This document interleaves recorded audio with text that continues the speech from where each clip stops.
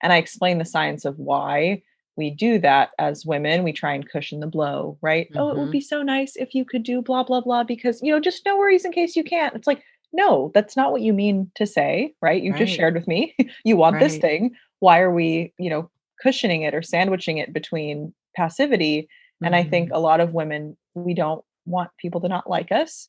We don't Yeah. want to come across as the B word, and we don't want to come across as somebody who is too masculine or too alpha, because that further separates us and stigmatizes us away from how quote unquote women are supposed to be. And it's this Mm. innate stereotype, I think, and script that a lot of women inherit, because that's in older generations mostly how it was, right? Women Yeah. didn't have the Yeah. opinion, they didn't have time to share.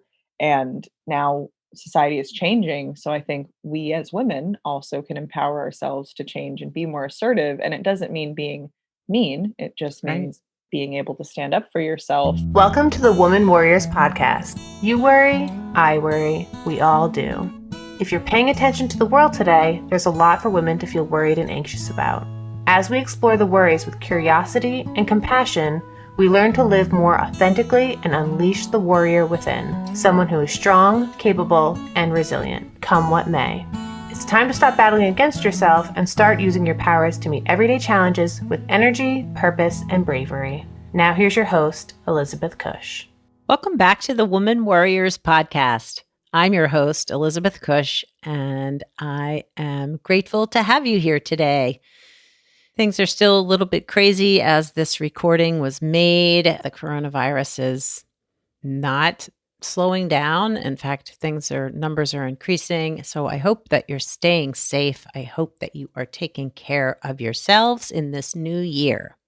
If you want to know more or stay up to date with the podcast, with my offerings for coaching and therapy, get on the newsletter. You can find the newsletter at progressioncounseling.com/Elizabeth's newsletter.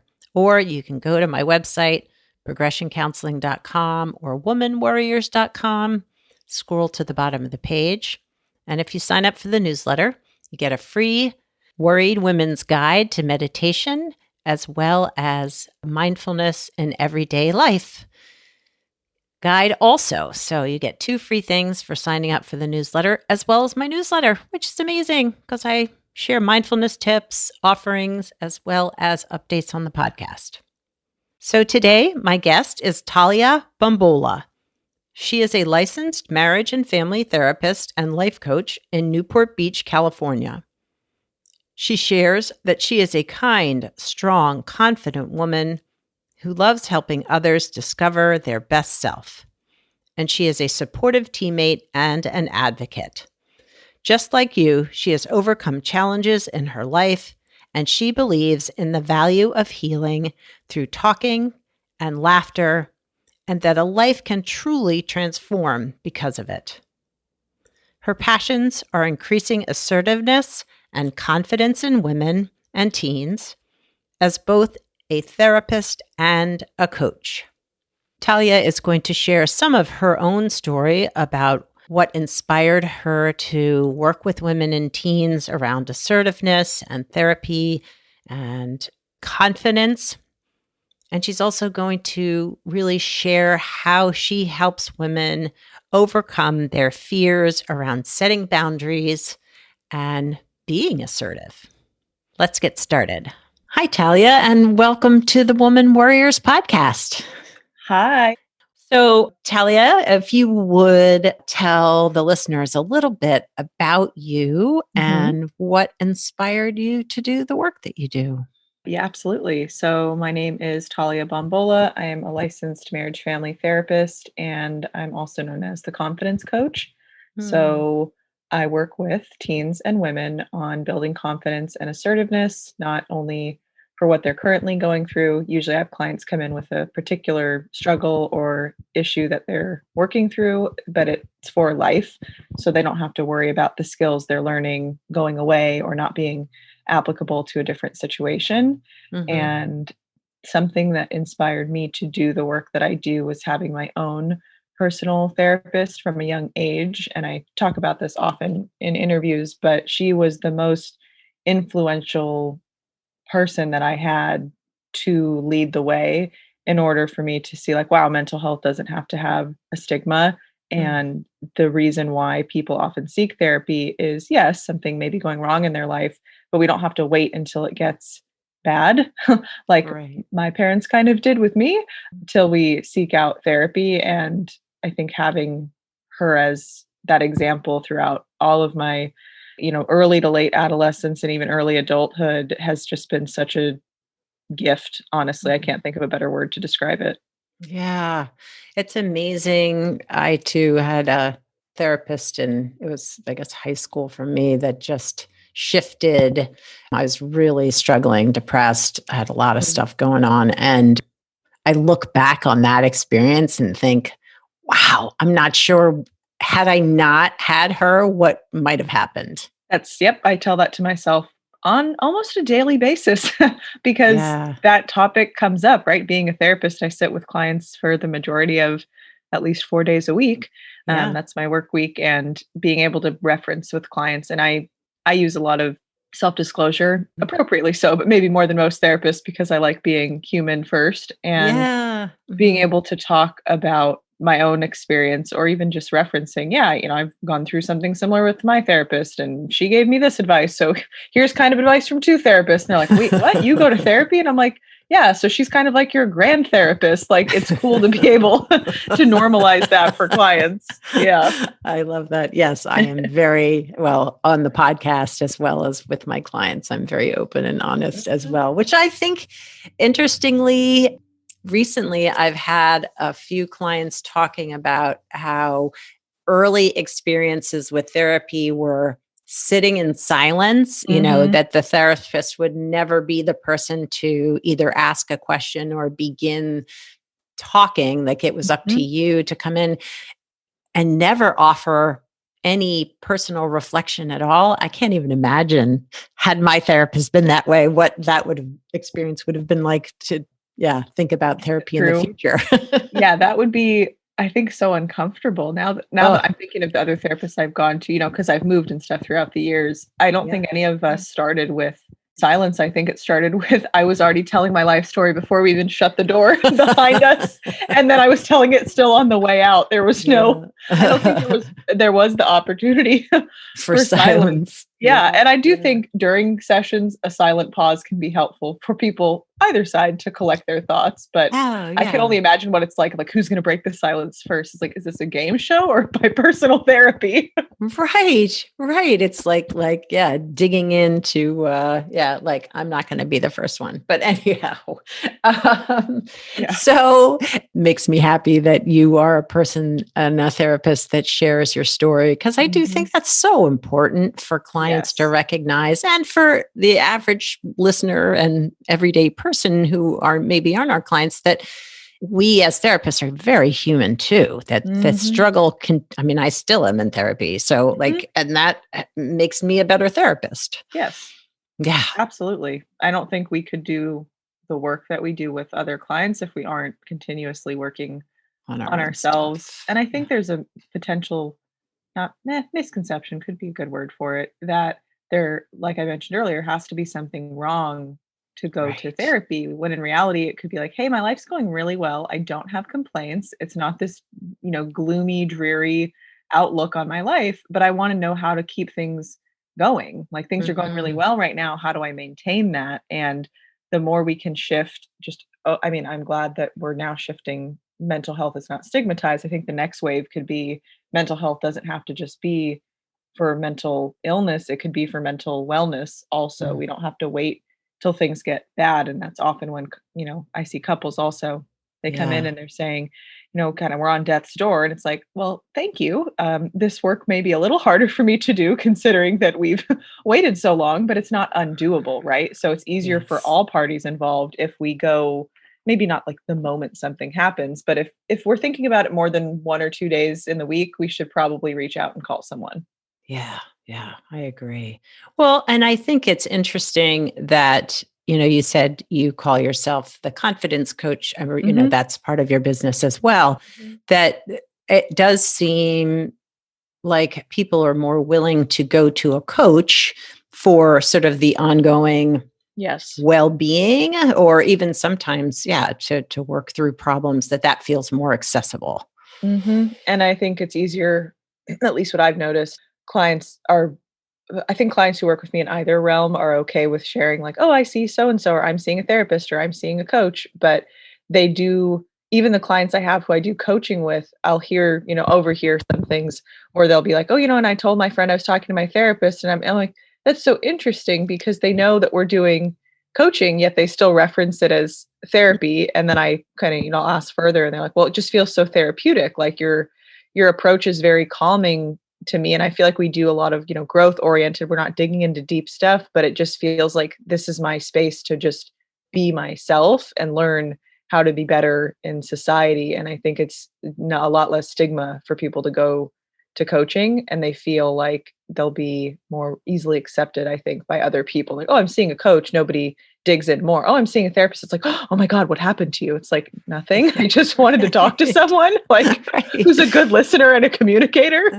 Right. Who is not involved in my life other Right. than in therapy sessions. Right. Yes. She's also coming to Thanksgiving just so she could see exactly what I'm talking about. That would be something. That would be a great TV show. I got to say that. Oh, goodness. Yes, indeed. So today I would love to explore with you some of the work that you do with your clients and your coaching clients about helping women in particular, but teens too, I would imagine, in learning how to set healthy boundaries and why that's so, so important. And why it's so hard for women. Yes. My favorite population to work with. I think it's hard for women because from a young age, we are socialized differently than men are, right? And that's on many facets, not just with confidence and assertiveness.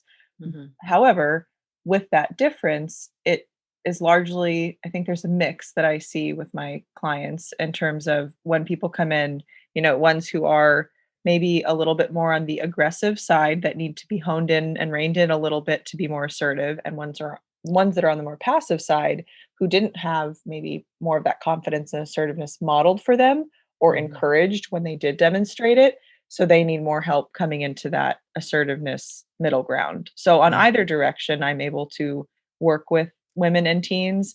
I will say I usually see more of the aggression, not physical aggression, but verbal aggression or inability to be calm whilst stating one's needs in teens, because that's the way the adolescent brain works and hormones are rampant at that age. I don't think you could pay me to go back to be a teenager again. Not me. And with my teens, I use a lot of dialectical behavioral therapy skills because what teen does do really well with emotional regulation or distress tolerance or even interpersonal effectiveness, right? Like that, those are not Yes. skills that were taught.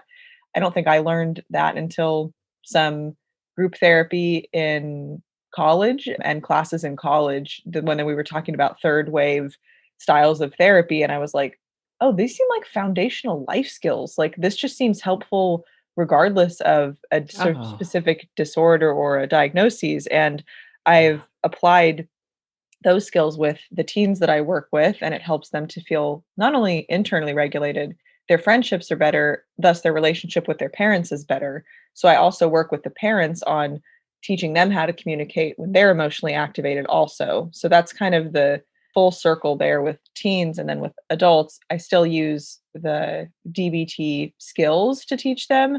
However, I model with them. So we're doing a little bit more of an interactive approach of tell me your concerns, tell me your fears if you do say what you want to say, right? Or they tell me what they actually want to say. And then we work together to come up with a more assertive approach rather than, aggressive or too passive.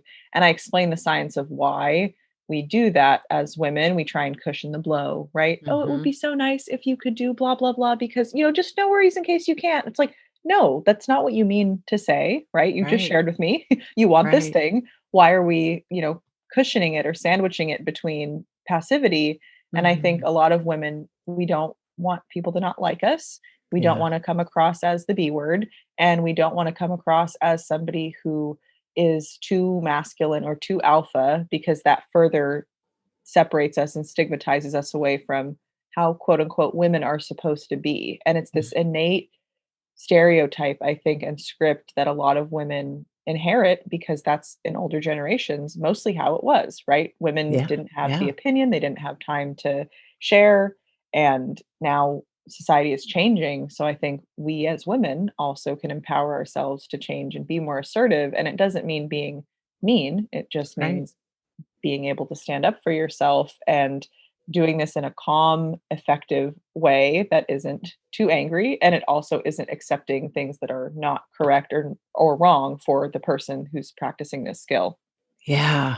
What's coming to mind for me that I've been trying to be more aware of in my own communication skills is how often, like if I'm writing an email and Mhm. wanting to know information, I'll say, I'm just Just emailing to say, yes. and I'm like, why do I need to have that just? Like, can I just Yes. say, I'm emailing you to ask for, or I only wanted Yep. to Right. sort of like stepping back the power Mhm. from the communication to feel more comfortable for me. I'm like, well, you know what? I'm working on that myself. It's not an uncommon, and sometimes we don't even realize we're doing it.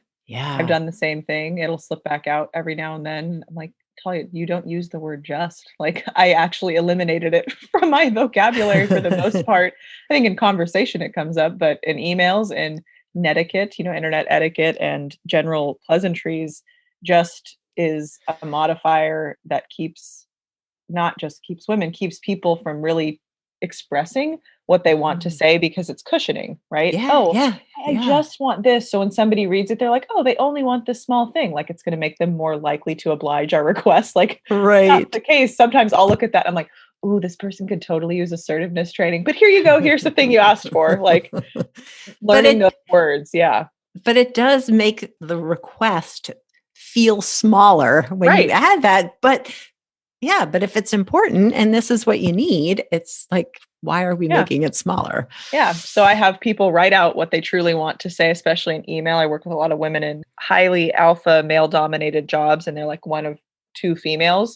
And they got there Mhm. because they are very assertive and they're go getters. But deep down, they're in a lot of pain because that's how they had to be since they were children to try and get their parents' approval, to try and function in society. Like they learned these skills from a very young age. And now they got them this amazing job, but they're starting to realize like this is just like eating away at me and I don't want to Mm. feel this pressure. So I work with women on how to be assertive in the workplace and not come across as the B word and not get Yeah. called that, behind their back as much as possible because women are learning. We are Yeah. learning what to do. We are learning how to function in society. Still, so are men. And I think it's an equal balance that I've worked with men on confidence and assertiveness also. It's not just a gendered coaching that I do, but standardly women are the ones who seek me out either by referral or by Googling and something comes up and they're like, this is the person I want to work with. And we don't work together for life. We're maybe working together for a few months and then they learn all the skills Mhm. and the modeling and the practice. And I think part of it is our relationship, our dynamic helps them to realize, oh, I just needed to hear permission from somebody out loud that I could do these things and then have positive reinforcement when I came back the next week that it worked or it didn't work and let's fix it. So I Right. think a large Right. part of it is that therapeutic or that coaching relationship that sustains the skill building. Yeah, that makes so much sense because especially if you're trying new skills and then Mhm. maybe it doesn't work, or if it does too, getting the validation of, yes, I did Mhm. this and it was successful, or Yes. this didn't work as well as I wanted. Mhm. Was there something I missed, or do I need to do it differently? And even in that, that's modeling them being assertive and asking for what they want and need. So it's almost this like Jedi mind Mm. trick that like they don't even realize that even in becoming more assertive, they're becoming more assertive because they're learning what to say Yeah. and how to ask. And I'm a safe object for them. In my therapy practice, I'm very psychodynamic in my work. And I Mm. think that translates even into coaching is my goal with clients that I coach is for them to gain insight also. It may not be the same insight as if somebody's coming in for therapy, but my approach doesn't really change in terms of the goal that I have for clients. I think as deeply as we know ourselves is as deeply as somebody else can know us. And if we know our wants and needs and bonus, we can share that with a person and not feel like we're a watered down version of ourselves. Our relationships are more authentic. And people often push back and say, well, I'm like, well, what do you mean if you lose a friend or a relationship or this over being your authentic self? Like, isn't that kind of a good thing in the long run because you're not having to fake it or act anymore? And they're kind of like, yeah, I see your point. Like, I'll use the skills. And then they practice them and they're like, you were right. It's so much better to not have to worry about being fake around people. We have enough inauthenticity in today's society. I don't think it needs to start or end with, I mean, it needs to end with us. It doesn't need to start with us.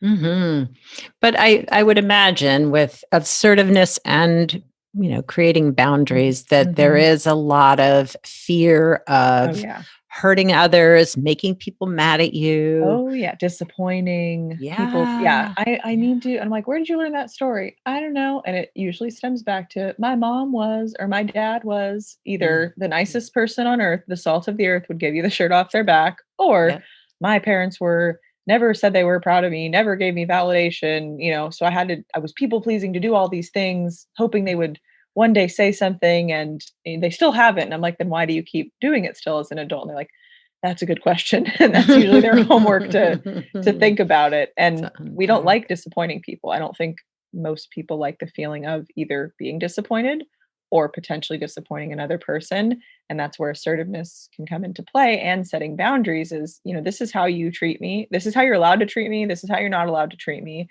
These are my expectations of our relationship, friendship, etc. Right. And it's usually a warmer description than those words, but sometimes it needs to be that clear. And the people who are on the receiving end also have a say. They have a buy-in, right? When we're setting a boundary and we're asking for something or requesting, a request is a request. It doesn't mean the person's going to follow through. We still also need to have kind of a self-care plan in place. And the example I give, especially with couples, when we're setting boundaries and learning how to not disappoint, is part of the communication script, asking, right, for what we want rather than being upset that whoever we're talking to did not match our unspoken expectations we had of them, which we do constantly. But even with dinner, if I'm getting home and I want my partner to cook dinner, it's probably more effective if I say, hey, I'm running super late at work. I know that you've had a long week. Is there any way you could whip something up with the leftovers in the fridge? If not, I'll pick up a pizza. Sounds way better than me getting home and screaming at him and being like, why didn't you cook dinner? He's like, I didn't know you wanted to. And why are we yelling? Right? Like, it's way easier if we start with, hey, wondering if you could do this. If not, I will do this. Right? That's a way easier communication script to uphold throughout time. Absolutely. Well, and as you said, that you're making a request, but you're also recognizing that request might not be received positively. I mean, not like they're going to yell at you, but like, no, I don't want to cook. Right. Okay. Well, then I'll bring a pizza. Right. Exactly. Yeah. Yeah. So I know you've sort of connected the dots between assertiveness and boundaries, but why is that connection so important? Like, what is it that setting boundaries and being assertive, how are they so, you really can't separate them, right? I mean, I don't think separating them is, it's obviously impossible, but I think it's more chicken or the egg, right? When we start to learn how to be effective in our communication, that's where assertiveness comes in. And when we are more assertive and comfortable with that skill, we're more easily able to set boundaries. And if the converse, if we're looking at that and saying, why am I having trouble setting boundaries in my life? I'm such a people pleaser. I feel passive. I don't know why people keep walking all over me, right? I'm avoiding problems. I don't like conflict. Then that lets a person know perhaps assertiveness could be of benefit to you to learn as a skill. So I see it as double-sided coin, I would say, that if we're learning assertiveness would be a better skill for us to include in our toolbox, we'll be better at setting boundaries. And if we're noticing, boundaries should probably be something I include in my life, learning assertiveness is going to help you achieve the goal of setting boundaries. That makes so much sense. For women who struggle with the idea of like understanding that their needs aren't being met. So maybe they're coming to you saying, I feel underappreciated or unacknowledged or not seen in my relationships. But for them, the idea of assertiveness, setting boundaries feels so hard. And there can be this negative connotation around, as you said, the B word for women, that they're the bitch, they're this terrible person for being assertive. How do you help women sort of work toward what works for them in those relationships in terms of getting their needs met? That's a great question. And I start with asking them where they learned that narrative about themselves, where their fear is coming from. And that's within coaching and in therapy. What is your disaster scenario if you ask for what you want? And also, what's the fear behind actually receiving what you want, right? So not sometimes for women, it's not the fear of asking, it's the fear of, okay, what if I actually get that and my entire life changes and who I thought I was is not who I thought I was. It's kind of a fear spiral that I see some women, and it's not like a breakdown, but it's this step by step. Okay, if I get what I want, then what does that say about me? That means this is going to have to change. It's like a domino effect, I would say. And it starts with learning from who I'm working with. Where do they learn these messages? And again, very psychodynamic. What were your parents like growing up, or your primary caregivers? What was modeled for you? What do you want to keep from that?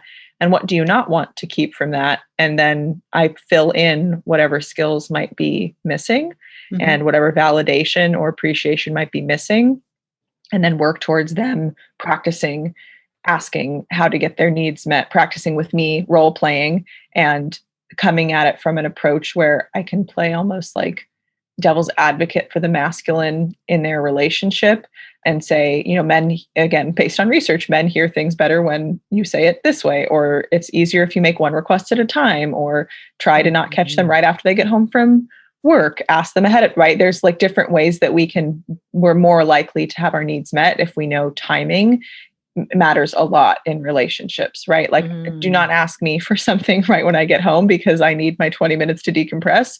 And if you ask me 20 minutes after, great, you're way more likely to get your request matched. But if women are feeling like they're asking at the wrong time, often it almost stops them from wanting to ask again.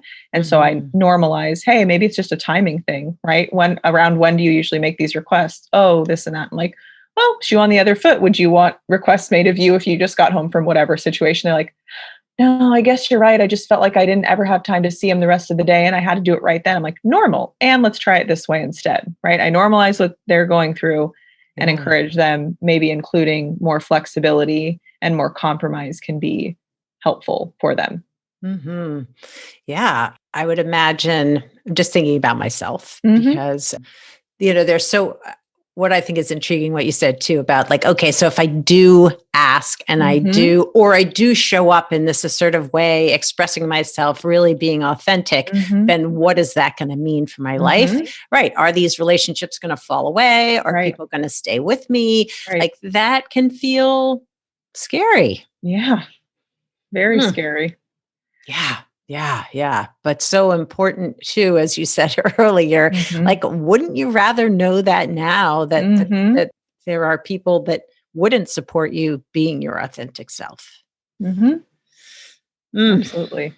Yeah. Boy, oh boy. So if there were resources for women who were just sort of approaching, coming out of this, hearing this conversation saying, okay, I want to explore more about assertiveness and getting to know what I need better. Are there things that you would recommend? Yes. So I would say I have not read it personally, but I've heard clients have really enjoyed the Assertiveness Guide for Women. I'm not sure who it's by, but I know it's a book. I think it's an audiobook also. And I would recommend that book. And I would also recommend the Self-Compassion Workbook and I don't think it's for women, but it's the Self-Compassion Workbook by Kristen Neff. And I tell my clients, we're going to meet parts of you along the way that you're not going to like, but it's necessary that you have self-compassion for them because they got you to where you are today, sitting across from me in my office.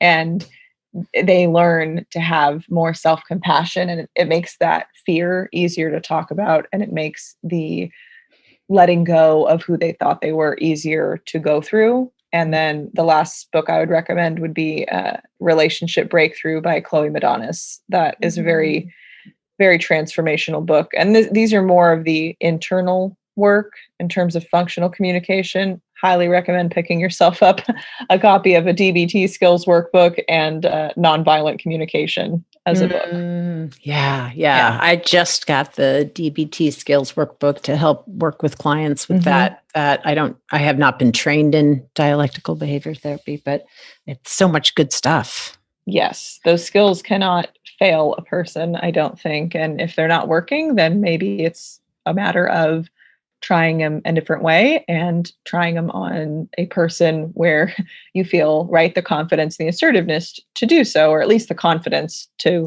give it a genuine try. And I think so many times people are like, oh, I read the resources, but it didn't work. I'm like, okay, let's walk through it. What part didn't work, right? And they're like, well, so I did the thing and I had it all laid out in my head. And then when I got to the person, I watered it down, I cushioned, they went back to all their old skills. And I was like, so what you're sharing is the new skills may work, but those old skills are still seeming like the more attractive option. They're like, yeah. I'm like, okay, well then that lets us know we just have to go back a little bit to the drawing board, work on more of that assertiveness, really memorize those new skills as what you'll use from now on. And then the old skills start to look a lot less. Again, I use the words like attractive versus unattractive option. It's easier for clients to see it that way because they start to like almost be like a magnet towards the ones that are more effective. And then the old ones that they used are not even effective anymore. So they're not attractive. It's like, I don't even want to use that. It never got me what I wanted. Why would I go back to it? Yeah.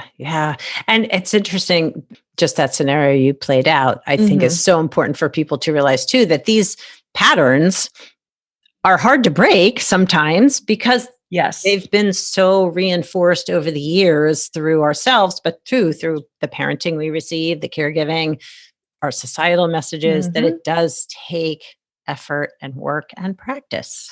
Yes. And it's totally normal if it doesn't work the first time, especially for my teens who are living at home with their parents. Yes. 90% of the time, it's the parents that need the work also, right? It's not blaming parents. It's saying, hey, this is your kid. You have a buy-in in this. And you can't just drop your kid off at my office and be like, here, fix them. And I'm like, that's not how this works. Like, you need to do part of this. And if you want your child to do something else than what they're doing, and you notice yourself either doing the same thing or not doing what you want them to do either, you need to start modeling it. And that goes for spouses, that goes for friends and significant others, and all of everybody you'll ever relate to in your life. It's, treat others as you'd want to be treated. That starts with us, right? We need to model for other people how to treat us. We teach other people how to treat us based on how we treat ourselves. So treating ourselves with more kindness, compassion, but also knowing our boundaries and limits, other people will fall in line. And yes, it's not overnight, but why wait to start the rest of your life if you can learn the skills now? Oh, I hear you. I just turned 60 this year and I'm still working on it. So there you go. Yeah, it's a lifelong process, I think. And we're different at every age. And, we go to bed and we have dreams and we wake up and we're a different person every single day, even if we have a different dream, right? We just learned something new. So each day really can be a fresh start. Absolutely. Such a great way to end the conversation. Yes. So, Talia, how do people find you if either they're in California or they want to work with you with your coaching? Yes. So my Instagram page is mostly memes, but there is a real person behind it. That's at Therapy with Talia, spelled Talia. And then my website is the same. It's therapywithtalia.com. And they can email me through that portal for therapy. And then coaching is just taliabombola.com. Awesome. Well, thank you so much. Thank you being on the podcast. Well, I love talking to other therapists, but also just love talking about growth for women. It just feels so important to me. Thank you. Thank you so much. Well, I really, really enjoyed that conversation with Talia. I don't know her. She and I have connected through social media, but today was our first time having an in-depth conversation, and it was so great to connect with her. She's, so easy to talk to, and I felt that we just aligned on so many points and experiences for our lives and how important therapy was for both of us early on in shaping who we are as therapists and women and being in our life. Again, if you want to know more about this episode, as including all the links to Talia's websites and social media, as well as the books that she recommended, you can go to the show notes at womanworriers.com. You can also sign up for the newsletter there. Scroll to the bottom of the page of each episode or the bottom of the main page and sign up for the newsletter there. Well, I hope that you will work towards setting healthy boundaries, being assertive in your life for the things that you need and you want, and maybe notice when you start using words like just and only and maybe. So have a wonderful week. Ciao for now from this Woman Worrier. Thanks for listening to today's episode of Woman Worriers podcast. The information in this podcast is not a substitute for seeking help from a licensed mental health professional. Music was written and performed by Andy Cush. If you'd like more information on this episode, you can find the show notes, the resources shared today, and links to the guest profiles at womanwarriors.com.